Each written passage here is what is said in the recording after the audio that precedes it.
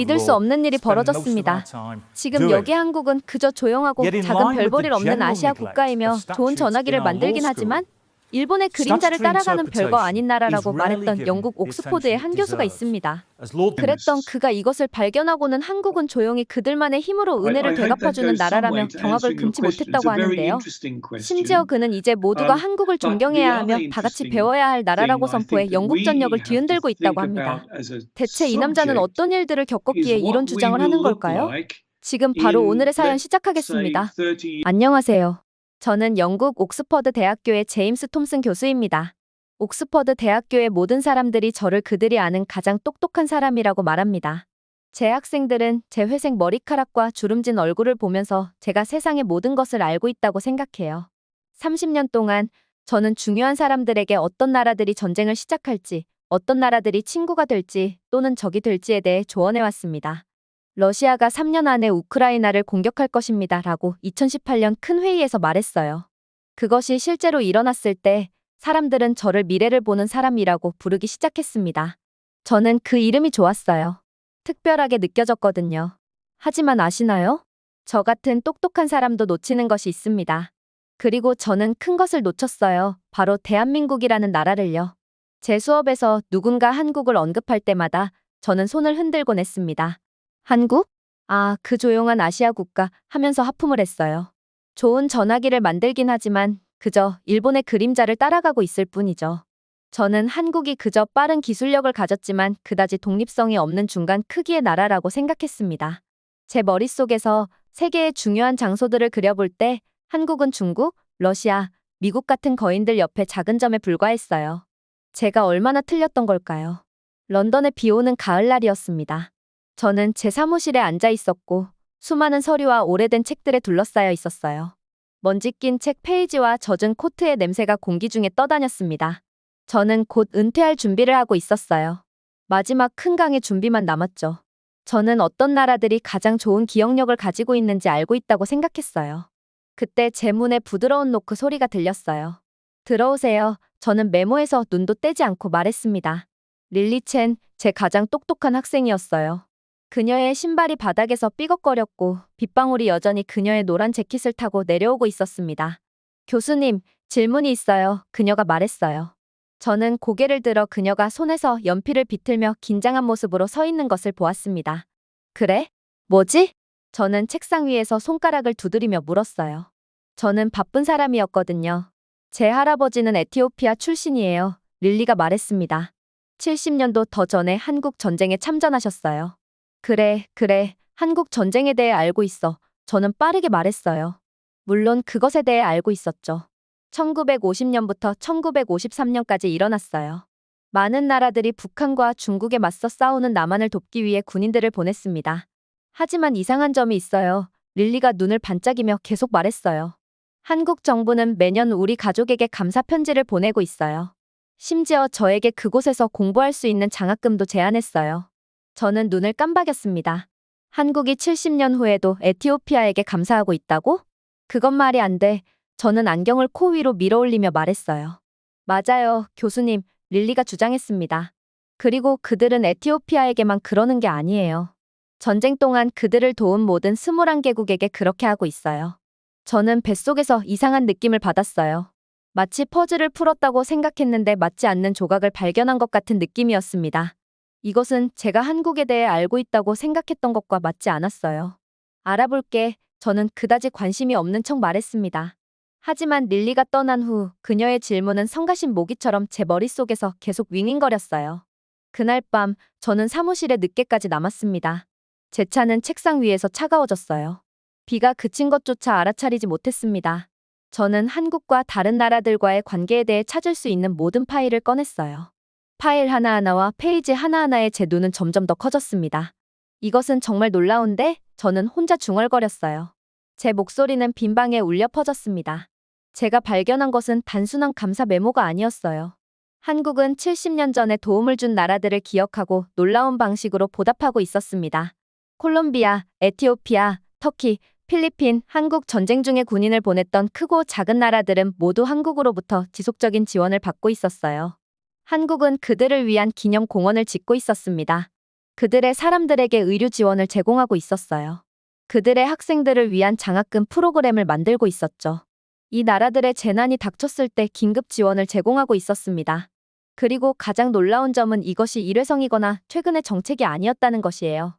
한국의 여러 대통령과 정부를 거치면서 수십 년 동안 꾸준히 이어져 왔던 거죠. 저는 피곤한 눈을 문질렀어요.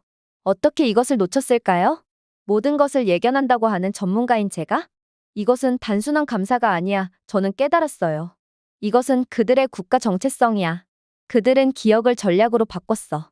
다음 날 아침, 릴리가 저를 보러 왔을 때 그녀는 저를 한국에 관한 지도, 보고서, 책들에 둘러싸인 채 발견했습니다. 제 눈은 빨갛고 피곤했지만 저는 미소를 멈출 수 없었어요. 릴리, 저는 의자에서 벌떡 일어나며 말했습니다. 너는 내 눈을 놀라운 것에 뜨게 해주었어. 한국은 단순히 감사를 표하는 것이 아니라 그들은 기억을 자신들의 정체성의 일부로 만들었어.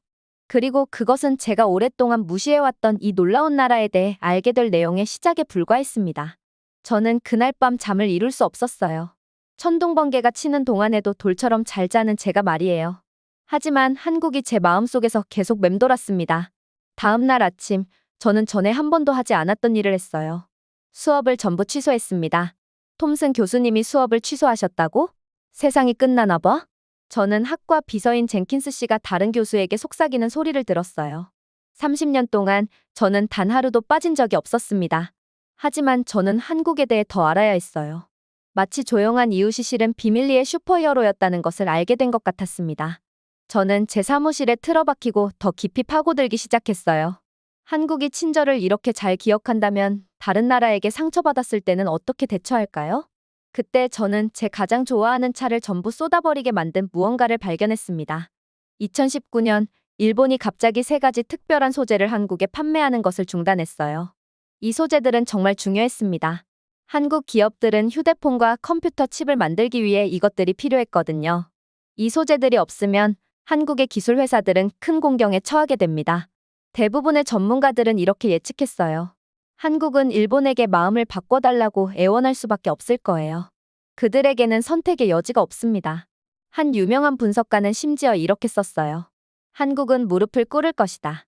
일본은 한국의 반도체 산업의 산소 공급을 통제하고 있다. 저는 그 다음에 무슨 일이 일어났는지 알아보기 위해 뉴스 보도들을 찾아보았습니다. 한국이 당황했나요? 그들이 화난 메시지를 보냈나요? 일본을 위협했나요? 그런 일은 전혀 일어나지 않았어요.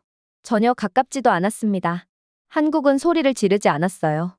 그들은 주먹을 흔들지 않았습니다. 그들은 심지어 TV에서 화난 발언도 하지 않았어요. 대신 한국은 조용해졌습니다. 이상하네, 저는 더 많은 보고서를 넘기며 혼잣말을 했습니다. 그 모든 침묵 동안 그들은 무엇을 하고 있었을까?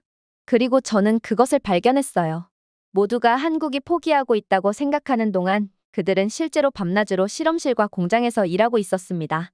몇 달 후 한국 신문들은 보도했어요. 고순도 불화수소 국내 개발의 성공. 저는 그것이 무엇을 의미하는지 찾아봐야 했습니다. 그것은 일본이 판매를 중단한 소재 중 하나였어요. 한국은 스스로 그것을 만드는 방법을 알아냈던 겁니다.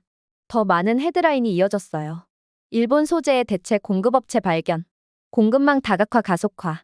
한국은 전혀 애원하지 않았습니다. 그들은 그저 소매를 걷어붙이고 스스로 문제를 해결했어요. 와우, 저는 안경을 코 위로 다시 밀어올리며 속삭였습니다. 그들은 말로 싸우지 않았어. 일로 싸웠지.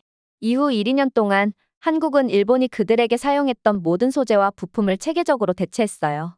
일부 보고서에 따르면 그들은 심지어 일본 원본보다 더 빠르고 더 좋은 버전을 개발했다고 합니다. 그리고 2023년 한국은 제턱이 떨어지게 만드는 일을 했어요. 그들은 특별 수출 통제 대상 국가 목록에 일본을 올렸습니다. 마치 이렇게 말하는 것 같았어요. 우리를 해치려고 했던 것 기억해? 이제 우리는 더 이상 당신이 필요하지 않아. 그것은 단순히 공평해지는 것이 아니었어요. 그것은 일본에게 그들의 무기가 더 이상 통하지 않는다는 것을 보여주는 것이었습니다. 저는 의자의 등을 기대며 감탄했어요. 그들은 화난 말로 반격하지 않았어. 저는 아무도 들을 사람이 없었지만 소리내어 말했습니다. 그들은 더 강해짐으로써 반격했어. 저는 한때 중요한 회의에서 한국의 기술은 아직 미성숙하다라고 말했던 것을 기억했어요. 얼마나 틀렸던 걸까요? 제가 무시했던 나라는 실제로 세계에서 가장 똑똑하고 전략적인 국가 중 하나였습니다. 그리고 가장 놀라운 점은 그들은 모든 것을 조용히 해냈어요.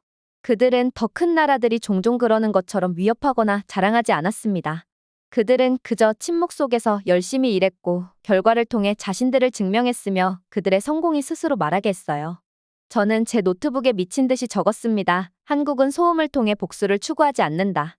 그들은 발전을 통해 복수를 추구한다. 제가 이것을 적고 있을 때 제 문을 두드리는 소리가 들렸어요. 릴리였습니다. 교수님, 괜찮으세요? 사람들이 교수님이 모든 수업을 취소하셨다고 말하고 있어요. 저는 흥분으로 눈을 빛내며 올려다봤고 주변에는 종이들이 흩어져 있었습니다. 릴리, 들어와, 들어와. 내가 발견한 것을 믿지 못할 거야. 저는 다음 1시간 동안 그녀에게 한국의 조용한 힘에 대해 말했어요. 그들이 어떻게 위협을 기회로 바꾸는지에 대해서요. 그들이 어떻게 소리 지르는 것이 아니라 혁신으로 도전에 응답하는지에 대해서요. 그것은 마치 저는 11살 아이가 이해할 수 있는 비유를 찾았습니다. 이야기에서 영웅이 악당과 싸울 때 항상 많은 소음이 있잖니? 검이 부딪히고 폭발하고 큰 연설을 하고? 한국은 그런 것을 전혀 하지 않아. 그들은 그저 조용히 훈련하고 더 강해지고 어느 날 완전히 변신한 모습으로 나타나는 영웅 같아. 릴리의 눈이 커졌어요. 정말 멋져요. 하지만 왜 모든 사람들이 이것에 대해 알지 못하는 거죠? 저는 슬프게 미소 지었습니다. 나 같은 사람들이 주의를 기울이지 않았기 때문이야. 우리는 더 시끄러운 나라들을 바라보느라 너무 바빴어. 릴리가 제 사무실을 떠날 때 저는 다시 제 연구로 돌아갔어요. 오랫동안 제게 보이지 않았던 이 매혹적인 나라에 대해 배울 것이 아직 너무 많이 남아 있었습니다. 그리고 저는 한국이 더 많은 놀라움을 준비하고 있다는 느낌이 들었어요. 저는 그날 밤에도 집에 가지 않았어요. 제 사무실로 피자를 시켰고 계속 읽었습니다. 제 아내가 걱정하며 전화했지만 저는 이렇게 말했어요. 마가렛, 내가 정말 놀라운 것을 발견했어. 내일 모든 것을 말해줄게. 다음 날 아침, 눈 밑에 다크서클이 생긴 채로 저는 한류반이라고 불리는 것을 우연히 발견했습니다. 저는 그것이 무엇을 의미하는지 전혀 몰랐어요. 한류반? 저는 소리내어 발음해보며 말했습니다. 도대체 그게 뭐지? 저는 컴퓨터에 그것을 입력했고 제가 발견한 것에 놀랐어요. 2016년 중국은 모든 한국 TV 프로그램, 음악, 연예인들이 중국 텔레비전이나 인터넷에 등장하는 것을 금지했습니다. 그들은 중국이 마음에 들어하지 않는 사드라는 미사일 방어 시스템을 한국이 설치했기 때문에 이렇게 했어요. 이것은 작은 문제가 아니었습니다. 중국은 10억 명이 넘는 사람들이 사는 엄청나게 큰 나라예요. 많은 한국 회사들이 중국 사람들에게 물건을 팔아 많은 돈을 벌었습니다. 금지령이 시행되었을 때 한국 스타들은 중국 TV에 출연할 수 없었어요. 한국 드라마들이 사라졌습니다. 심지어 중국에 있는 한국 백화점들도 문을 닫아야 했어요. 그 당시 대부분의 전문가들은 이렇게 말했습니다. 중국이 이겼다. 한국은 반격하기에는 너무 작은 나라다. 아마 나도 같은 말을 했을 거야. 저는 다시 한번 부끄러움을 느끼며 중얼거렸어요. 하지만 더 깊이 파고들면서 저는 놀라운 것을 발견했습니다. 한국은 전혀 포기하지 않았어요. 모두가 한국이 중국의 금지령으로 고통받고 있다고 생각하는 동안 그들은 실제로 자신들의 TV 프로그램, 음악, 영화를 세계와 공유하는 방식을 바꾸고 있었습니다. 중국이나 다른 나라의 일반 TV에 의존하는 대신 그들은 전 세계 사람들이 볼 수 있는 넷플릭스, 유튜브 및 다른 온라인 플랫폼을 사용하기 시작했어요. 그들은 게임을 바꿨어. 저는 책상을 너무 세게 쳐서 연필들이 튀어오를 정도로 소리쳤습니다. 한 문이 닫혔을 때 그들은 그 문을 억지로 열려고 하지 않았어. 대신 10개의 새로운 문을 찾아냈지. 그리고 그것은 놀랍게도 잘 작동했어요. 오징어 게임, 킹덤, 더 글로리 같은 한국 드라마들이 전 세계적으로 데이트를 쳤습니다. 사람들은 어디에서나 한국 드라마를 보기 시작했어요. 아시아뿐만 아니라 미국, 유럽, 아프리카 모든 곳에서요.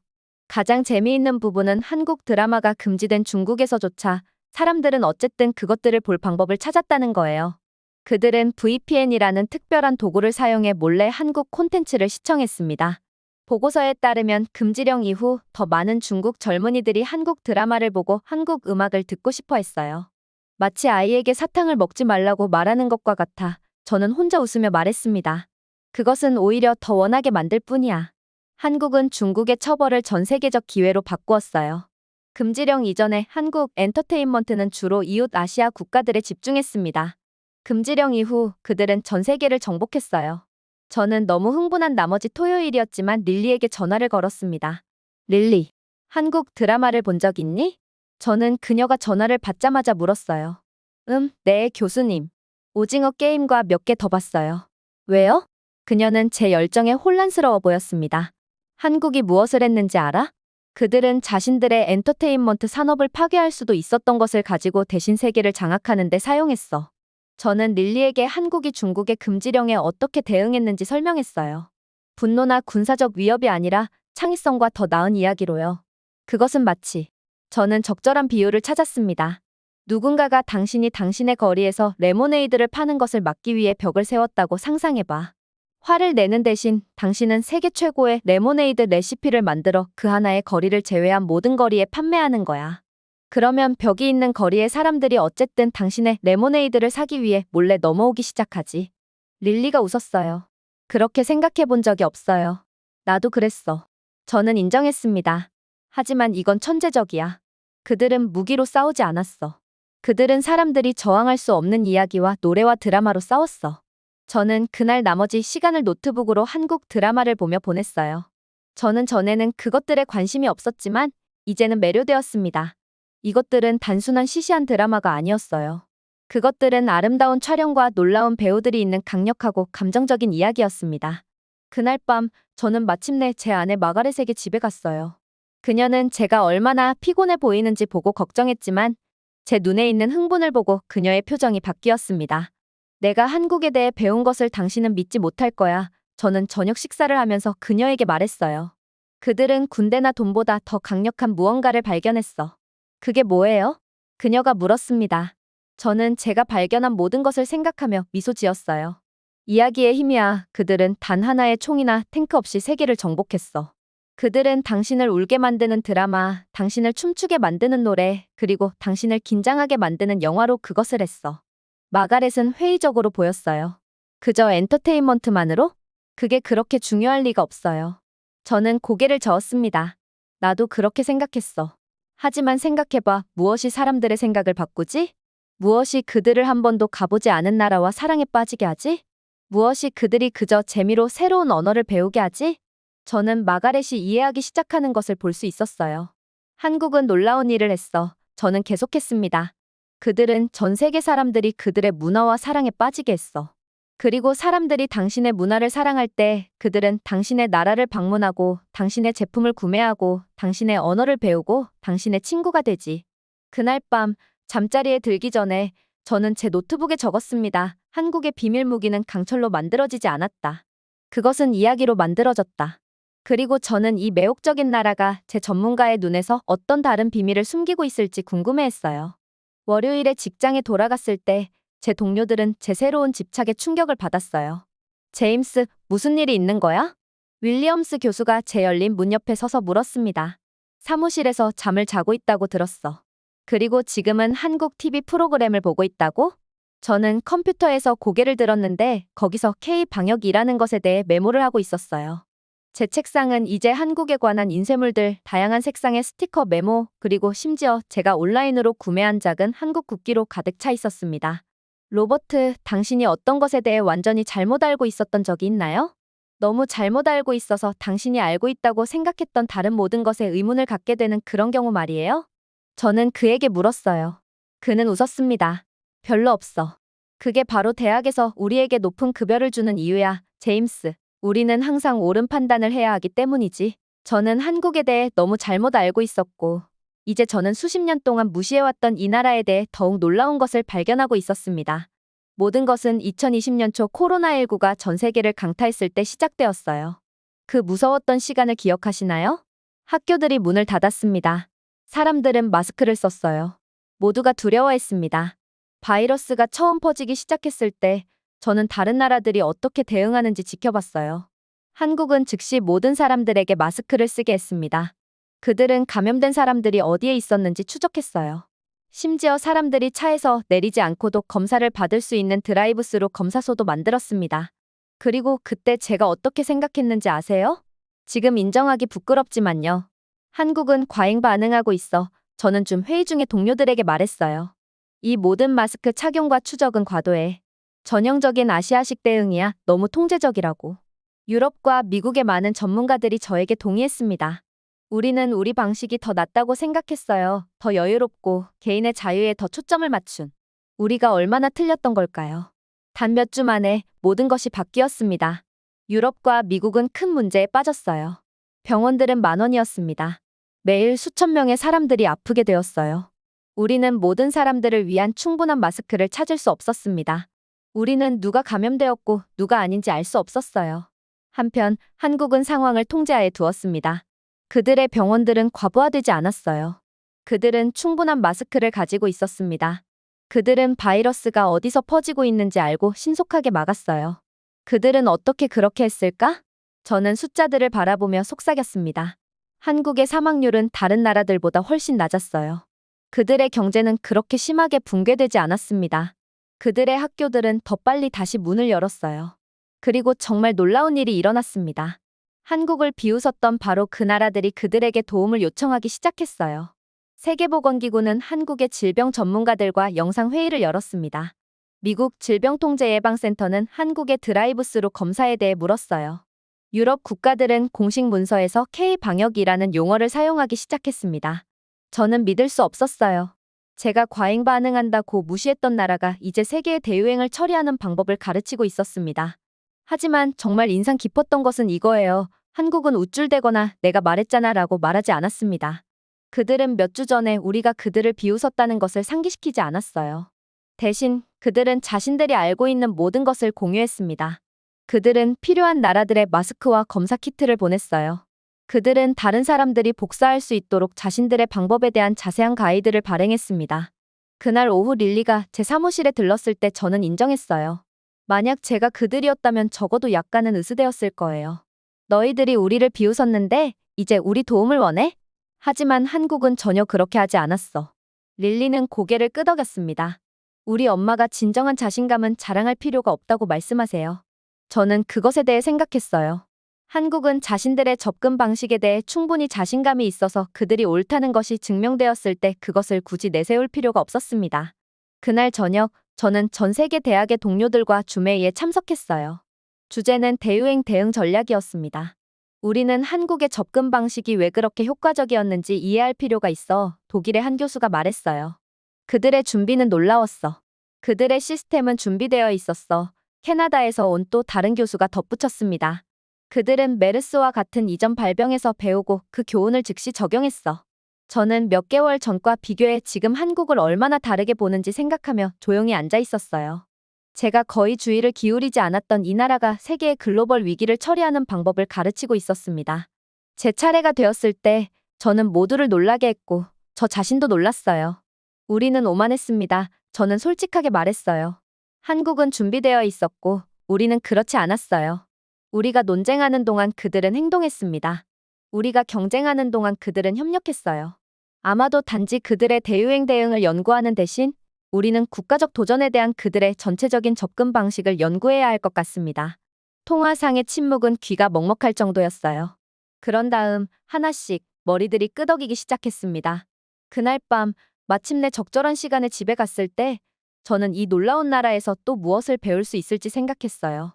대유행은 한국에 대한 중요한 점을 드러냈습니다. 그들은 단지 좋은 시간을 위해 계획하지 않았어요. 그들은 재난이 일어나기 전에 준비했습니다.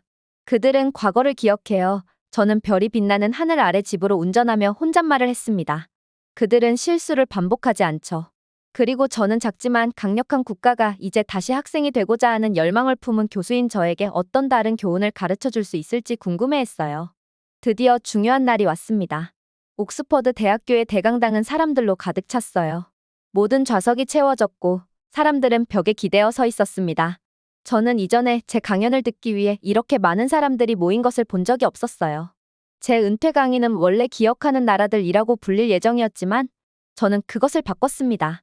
제 뒤에 큰 스크린에는 새로운 제목이 투영되어 있었어요. 한국, 절대 잊지 않는 나라.